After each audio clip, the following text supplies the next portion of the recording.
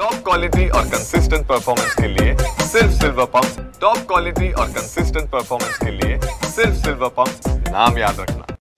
सध्या विदर्भात हवामान विभागाने अवकाळी पावसाचा अंदाज वर्तवलेला आहे। त्यानुसार जर आपण पाहिलं तर अमरावतीमध्ये पावसाने जे आहे ते अवकाळी पावसाने हजेरी लावलेली आहे। मागील 15 मिनिटांपासून अमरावती शहरात सध्या धुवाधार पाऊस सुरू असल्याचं आपल्याला पाहायला मिळत आहे।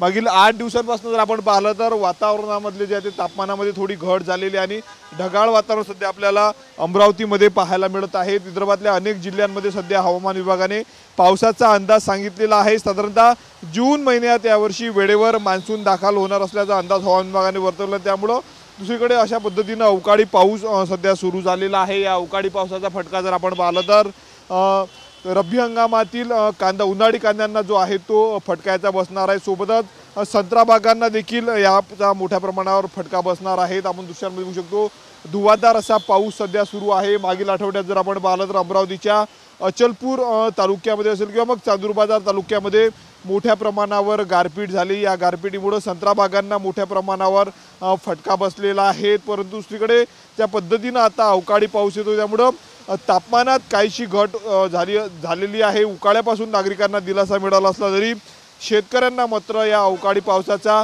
मोठ्या प्रमाणावर फटका बसला। आपण दृश्यांमध्ये बघू शकतो मागील 15 ते 20 मिनिटांपासून अशा पद्धतीने अमरावती शहरामध्ये धुवाधार पाऊस सुरू आहे आणि पुढील 3 दिवस अवकाळी पावसाचा अंदाज जो आहे तो हवामान विभागाने सध्या वर्तवलेला आहे।